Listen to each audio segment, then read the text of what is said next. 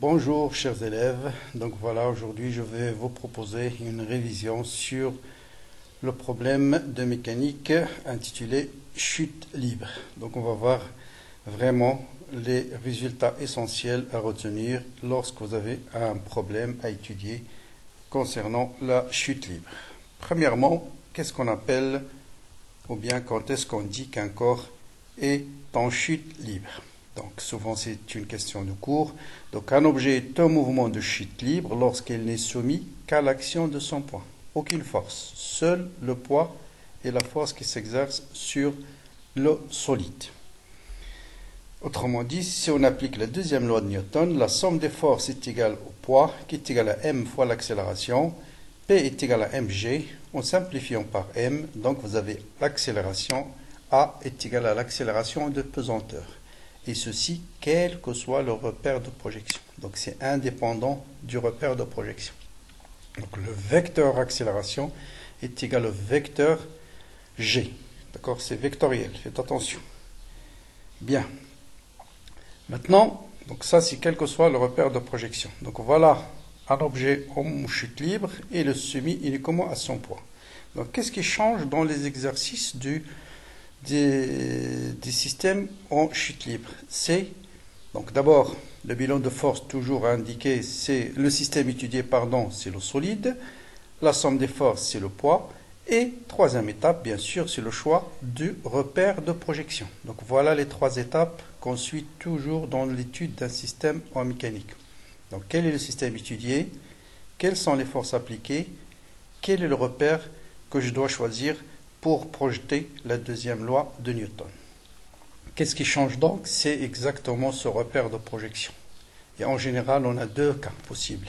Soit le repère est descendant, c'est-à-dire orienté vers le bas, donc souvent on appelle cet axe-là l'axe Z, d'accord? Soit le repère est orienté vers le haut. Qu'est-ce qui change entre les deux cas?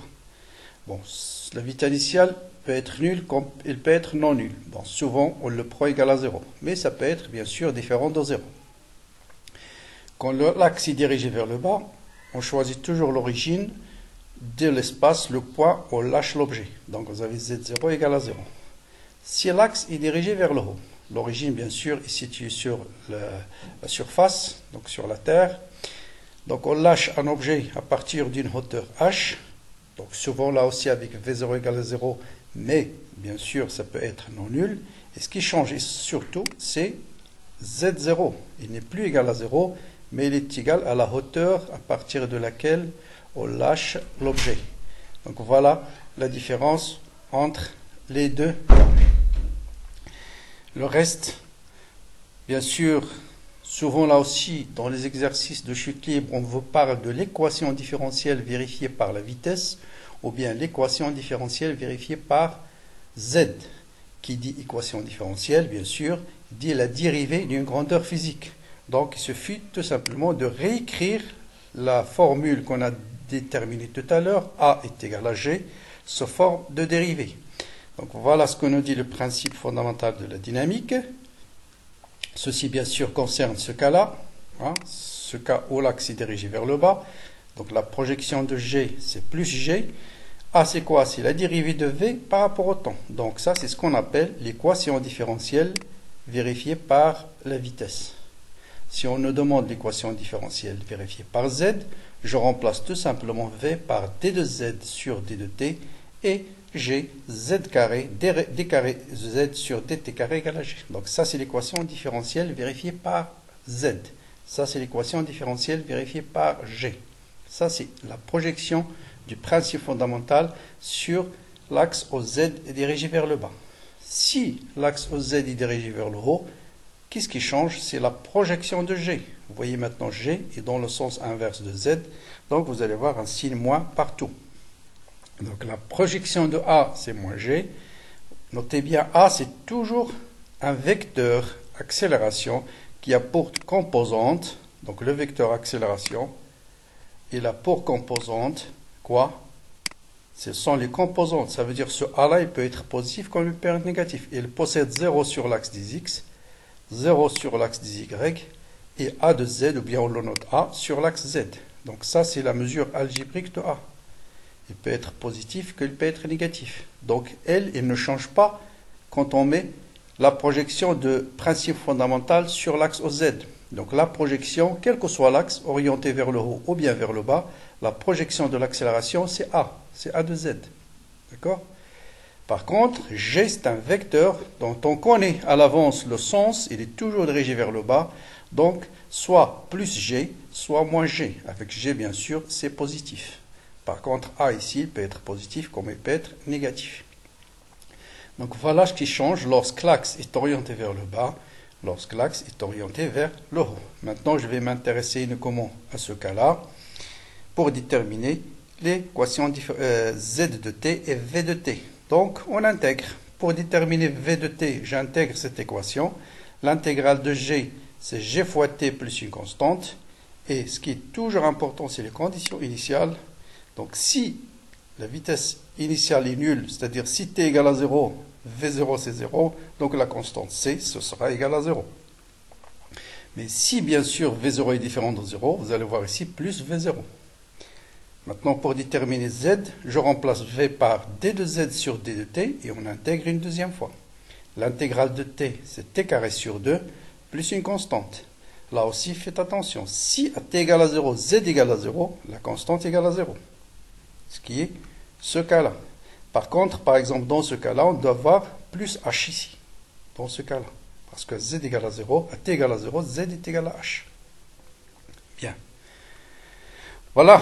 Maintenant, je vais passer à deux exercices d'application où je vais rappeler l'essentiel sur chute libre, que ce soit verticale ou bien parabolique. Donc là, on vous dit, on va s'intéresser à un problème de chute parabolique. Une balle de masse M est lancée à partir d'une hauteur 1,5 m. J'ai noté en rouge les résultats essentiels, avec une vitesse initiale inclinée d'un angle alpha par rapport à l'horizontale. Dans le champ de pesanteur, on note Vx, la composante suivant l'axe des X, et Vy, la composante suivant l'axe OY. Notez bien, des fois, les axes, on les appelle XY, des fois XZ, d'accord? Donc ça, c'est X, l'axe des X, et l'axe vertical, il est dirigé vers le haut, bien sûr, c'est l'axe des Y. Et le poids est lancé à partir d'une des hauteurs H, avec une vitesse V0, qui fait un angle alpha avec l'axe horizontal. Donc voilà les mesures de V de X et de V de Y. Il se peut qu'on vous dise associer chaque courbe à la grandeur physique, laquelle représente V de X, laquelle représente V de Y. Vous revenez toujours au principe fondamental de la dynamique. L'accélération est égale à G. La projection de G suivant l'axe des X, bien sûr, c'est 0. Donc, D de V de X sur D de T égale à 0. Donc, c'est Vx qui est égal à une constante. D'accord ? Donc, pour chaque affirmation, mais là, on vous dit la courbe 1, c'est V de X, la courbe 2, c'est V de Y. Maintenant, on vous pose quelques questions et vous répondez juste par vrai ou faux. Souvent, ces dernières années, on pose souvent de ce type de questions. Donc, la valeur de la vitesse initiale, c'est 4 mètres par seconde. L'angle alpha, c'est 45 degrés. Le sommet de la trajectoire, la balle a une vitesse nulle. À l'instant t égale à 0,2, la balle est à nouveau à la hauteur h. Donc à travers la réponse à ces questions, on va rappeler exactement ce qu'il faut savoir lorsque vous étudiez un problème à chute parabolique. Il faut savoir déterminer V de x, V de y à partir de l'équation différentielle. Il faut savoir déterminer le maximum de la parabole. Il faut savoir déterminer la portée de la parabole. Ça, c'est des choses vraiment à savoir pour chute parabolique. Donc voilà le schéma qui décrit le mouvement de chute parabolique. Donc vitesse V0 qui fait un angle alpha avec l'horizontale. Donc ça c'est V0x, bien sûr, et ça c'est V0y. Et la projection de G suivant l'axe des x c'est 0. Donc A de x égale à 0. Donc V de x égale à une constante qui est égale à V0x. Voilà. Et Vy, bien sûr, c'est V0y fois t. C'est A fois t plus une constante, et la constante, c'est V0y. Bon, tout ça, vous pouvez regarder la vidéo sur le mouvement de chute parabolique. Nous, on va s'intéresser maintenant à la réponse aux questions. Comment déterminer la vitesse initiale à partir de cette courbe? Et vérifier est-ce que c'est 4 ou pas 4. Donc la vitesse, bien sûr, c'est un vecteur. Il possède deux composantes. Il possède une composante V de x et une composante V de Y. Ici, c'est ce qu'on appelle le module de la vitesse. Donc il faut déterminer V0x, V0 à t égale à 0, V0x et V0y. On revient à la courbe. Vous voyez bien que V de x à t égale à 0, c'est 2. Et V de y aussi à t égale à 0 égale à 2. Donc le module de V, c'est racine carrée de V de x au carré plus V de y au carré. 2 au carré, c'est 4, plus 4, ça vous donne 8. Et ça vous donne 2 racines de 2. Donc la réponse est fausse. Donc ce n'est pas 4, mais ce sera 2 racines de 2 mètres par seconde. Donc notez bien. Ici, c'est le module. Ici, c'est les composantes de la vitesse. Donc, à chaque instant, je peux déterminer la vitesse du solide à partir de cette courbe-là, connaissant V de x et V de y. Et la vitesse, c'est racine carrée Vx carré plus Vy carré. D'accord? Bien. Maintenant, l'angle alpha est-il égal à 45? Comment déterminer l'angle alpha? Toujours revenir à condition initiale pour déterminer alpha. Vous connaissez V0x, vous connaissez V0y, donc vous pouvez calculer tangente alpha. Donc d'après les V0x, c'est V cosinus alpha, donc V0x, c'est V cosinus alpha. V0y, côté opposé, c'est V sinus alpha. Vous divisez V0y sur V0x et vous obtenez tangente alpha, en simplifiant par V. Et tangente alpha, c'est V0x sur V0y, V0y sur V0x. Les deux sont égaux à t égale à 0. Donc ce rapport est égal à 1. Quel est l'angle pour lequel tangente alpha égale à 1? C'est 45 degrés. Donc, vous voyez, on a calculé alpha facilement. Et donc la réponse est vraie. Au sommet de la trajectoire, la balle a une vitesse nulle. Attention, c'est une question piège, parce qu'au sommet de la trajectoire, effectivement, il y a quelque chose qui est nul dans la vitesse. Mais ce n'est pas la vitesse en elle-même, ce n'est pas le module de la vitesse qui est nul. Qu'est-ce qui est nul au sommet de la trajectoire? Et c'est exactement cette condition qu'on utilise, par exemple, le temps où le solide va arriver au sommet, ou bien la hauteur du sommet. C'est toujours cette phrase qu'on utilise. Donc au sommet de la trajectoire, vous voyez bien que la vitesse, elle est comment? Elle est tangente à la trajectoire, ça veut dire qu'elle est parallèle à l'axe des x. Autrement dit, sa projection sur l'axe des y égale à 0. Et c'est exactement ça qui nous permet de déterminer les propriétés de ce point qu'on appelle le sommet de la parabole. Donc, au sommet de la parabole, la balle a une vitesse non nulle, mais la composante verticale du vecteur vitesse qui est nulle. C'est la composante verticale qui est nulle. Et bien sûr, si vous voulez déterminer par exemple le temps où le projectile va arriver au sommet, il suffit d'écrire V de y égale à 0 et vous allez terminer le temps.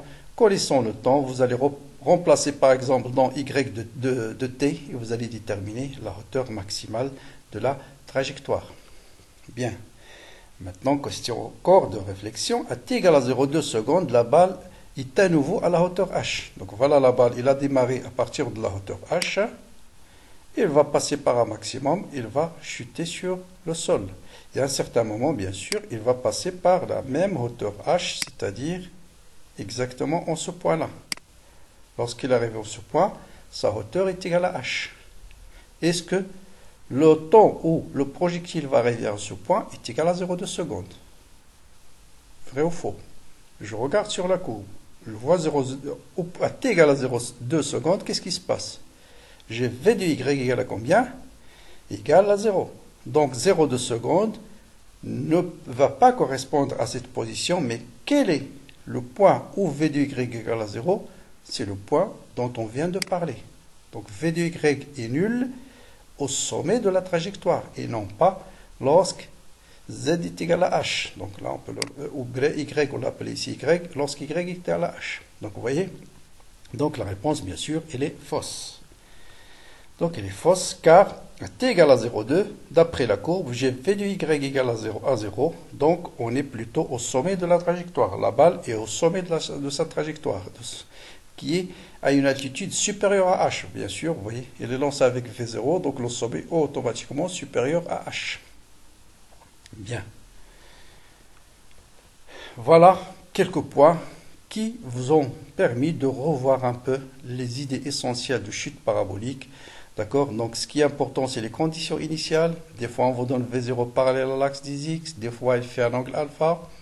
Donc ces conditions initiales permettent de déterminer les constantes d'intégration.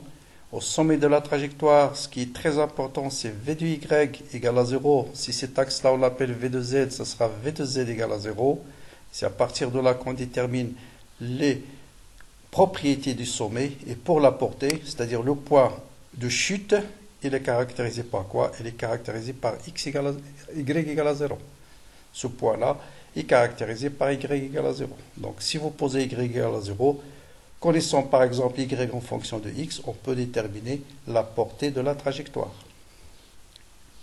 Bien.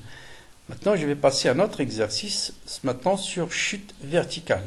Et vous avez une bille de masse M et lâchée sans vitesse initiale d'une hauteur H égale à 50 mètres. Voilà, il est lâché à partir de T égale à 0. Et j'ai choisi le cas où Z est orienté vers le haut. Et toujours quelques questions auxquelles il faut répondre. La vitesse atteinte à la distance parcourue, donc calculer la vitesse atteinte et la distance parcourue à t égale à 2 secondes, c'est-à-dire au bout de 2 secondes, où va se trouver le solide, à quelle hauteur et quelle est sa vitesse. La durée de la chute est égale à combien et quelle est sa vitesse au moment où il arrive au sol. Quelle est l'énergie potentielle initiale, c'est-à-dire à t égale à 0, et retrouver la valeur de la vitesse au sol en utilisant l'énergie. Et si on double la masse, ça c'est une question très importante, si on double la masse, que devient le résultat précédent? D'accord? Souvent des questions de type aussi concours. Bien.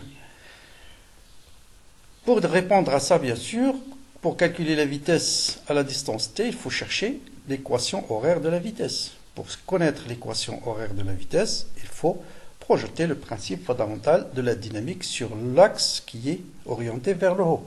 Donc, système étudié, c'est la bille.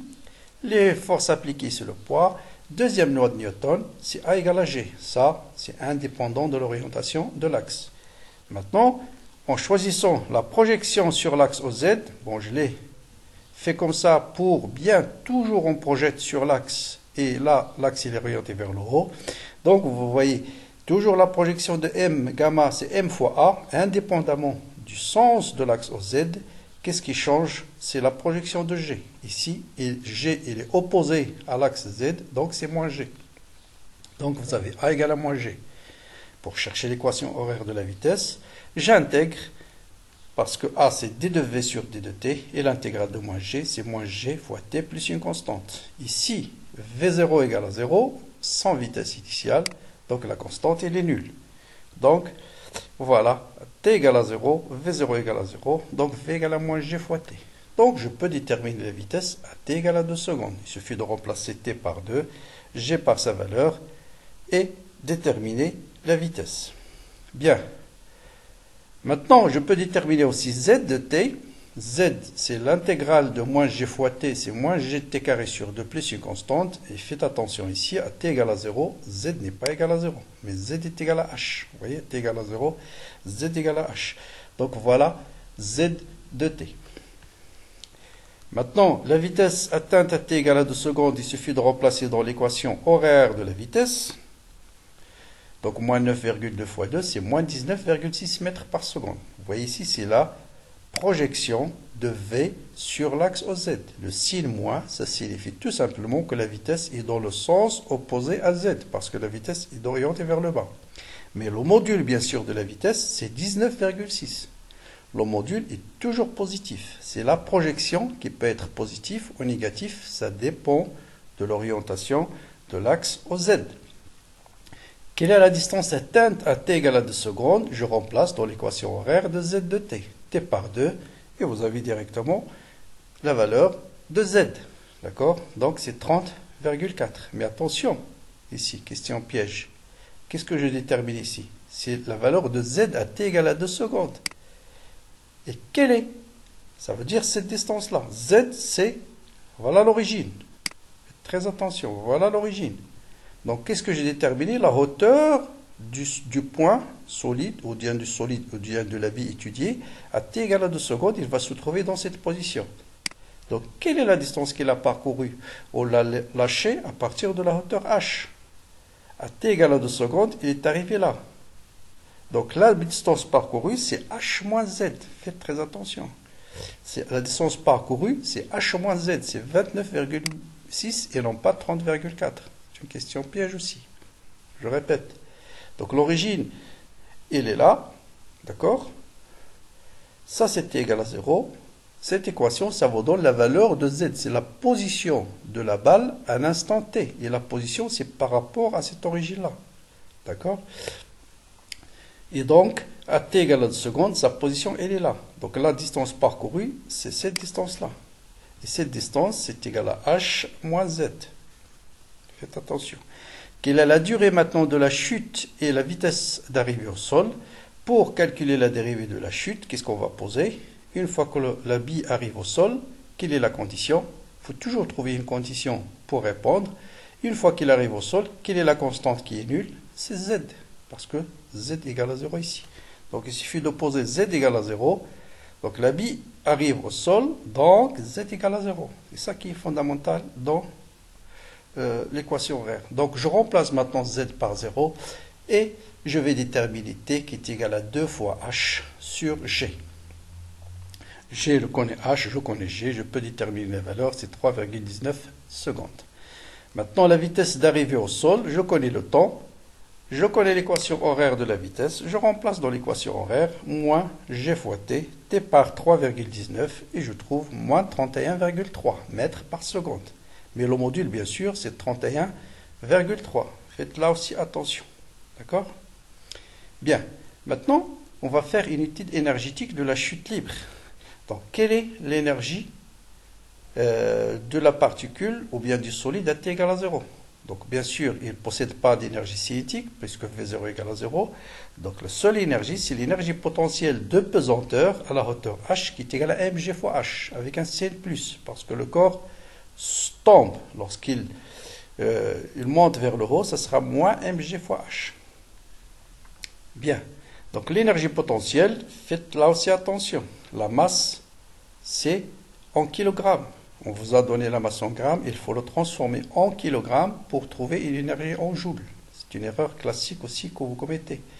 Donc quelqu'un va peut-être rapidement remplacer m par 10 fois 9,8 fois 50 et va perdre facilement quelques notes. Donc la masse en kilogrammes, l'accélération en mètres secondes au moins 2 et la distance en mètres. Et l'unité de l'énergie dans le système international, c'est le joule.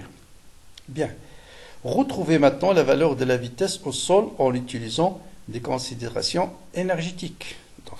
Qu'est-ce qu'on va utiliser? On va utiliser, puisqu'il n'y a pas de frottement, automatiquement vous avez conservation de l'énergie. Quelle énergie? Énergie mécanique. Donc je calcule l'énergie mécanique à T égale à 0. L'énergie mécanique, bien sûr, c'est l'énergie cinétique plus l'énergie potentielle. Comme l'énergie cinétique est égale à 0, donc l'énergie mécanique se réduit à l'énergie potentielle, qui est mg fois h. Maintenant, une fois que la particule arrive au sol, l'énergie potentielle, bien sûr, est égale à 0, parce que c'est là on choisit l'origine de l'énergie potentielle. Donc l'énergie mécanique va se réduire à l'énergie cinétique, 1 demi mv carré. Puisqu'il y a conservation de l'énergie mécanique, pas de frottement, donc vous avez cette quantité doit être égale à celle-là. Et donc, on détermine facilement V. Et en remplaçant, on trouve exactement 31,3. Et là, c'est le module. Ce n'est pas la projection. Hein? Ça, c'est le module de la vitesse. Tout à l'heure, on a trouvé moins 31 parce que V, c'était la projection de la vitesse suivant l'axe Z. Et le module, bien sûr, il est exactement le même. Bien. Voilà un petit dernier exercice. Bien, il me reste encore une question intéressante. Si la masse double, que devient le résultat précédent? Ça, c'est une question très importante. Je prends par exemple deux billes, une de masse 1 kg, l'autre de masse 100 kg. Je les lâche à la même position, laquelle va arriver au sol la première. À votre avis?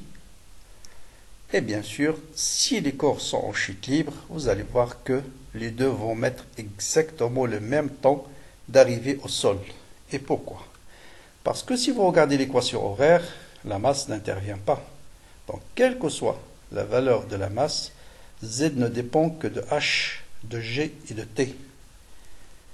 La vitesse d'arrivée au sol, c'est moins G fois T. Là aussi, quelle que soit la masse, la vitesse va être la même.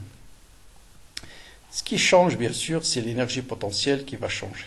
Autrement dit, tout ce qui est vitesse, durée, distance, ils sont indépendants de la masse.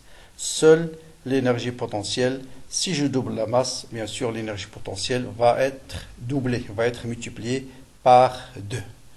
Donc voilà pour ces deux exercices. Et je vais vous proposer en option un dernier exercice. On va faire un petit mélange de chute libre et des ondes sonores.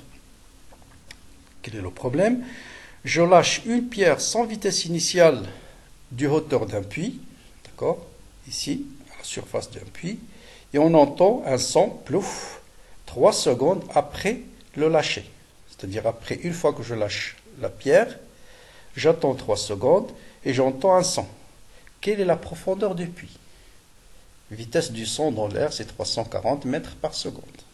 Voilà une question de réflexion pour faire un petit exercice de réflexion avant l'examen. Allez-y. Donc, quelle est la profondeur? Essayez de bloquer la vidéo et essayez de réfléchir un petit peu. Bon, je vous aide ici. Pour vous aider, voilà, je lâche la pierre. Quelle est la trajectoire du son de ce 3 secondes? Pendant ce 3 secondes, qu'est-ce qui s'est passé? La pierre en chute libre va arriver au sol et va frapper à la surface de l'eau. Ensuite, le son crié ici va mettre un temps avant d'arriver à la surface. Donc, ce 3 secondes, je peux l'écrire égal à combien? Est égal à T1 plus T2. T1, c'est la durée de la chute, et T2, c'est la durée qu'a mis l'onde pour parcourir la hauteur H. Le temps qu'a mis la pierre pour arriver au fond, et ça c'est le T2, bien sûr ça c'est T2, c'est le temps qu'a mis l'onde sonore pour parcourir la hauteur H. Équation de chute libre. Donc vous avez Z égale 1 demi gt carré, et la hauteur H, bien sûr, connaissant la hauteur H, je peux déterminer T1 par cette relation-là. Donc T1, c'est racine carrée de 2H sur G. Donc ça, c'est le temps, la durée de la chute libre. Maintenant, passons aux ondes. La vitesse, c'est la distance sur le temps. Quelle est la vitesse qu'a mis l'onde pour arriver à la surface? C'est la hauteur H. Donc le temps qu'a mis l'onde pour parcourir la hauteur H, c'est H sur V. Avec V, c'est la vitesse de l'onde. Donc H égale à V fois T2. Donc, j'ai T1 égale à racine carrée de 2H sur G. Ça veut dire, je peux déterminer à partir de cette relation H. Donc G fois T1 au carré est égal à 2H. Donc H est égal à G fois T1 sur 2. Je remplace G par 9,8. Donc c'est 4,9 T1 au carré. Donc j'ai deux expressions de H. H égale à V fois T2. Et H est égal à ça. Donc je fais l'égalité des deux. 4,9 T1 au carré est égal à V fois T2. V c'est 340 mètres par seconde. Je remplace T2 par 3 moins T1 parce que T1 plus T2 égale à 3. Et j'ai une équation différentielle, équation de deuxième degré où vous avez le temps T1, vous calculez delta et vous allez déterminer facilement T1 égale à 2,88. Et donc T2 bien sûr c'est 3 moins T1, c'est 0,12. Maintenant, pour calculer H, vous remplacez soit dans cette expression T1 par sa valeur, soit dans cette expression T2 par sa valeur. Si vous remplacez T2 par sa valeur, vous allez trouver 40,8 mètres. Voilà comment on peut déterminer la hauteur d'un puits. Donc voilà. Bon courage, bonne continuation. Il ne reste pas beaucoup de temps à l'examen. Je vous souhaite très très bonne chance. N'oubliez pas de commenter la vidéo. Abonnez-vous à la chaîne et à très bientôt.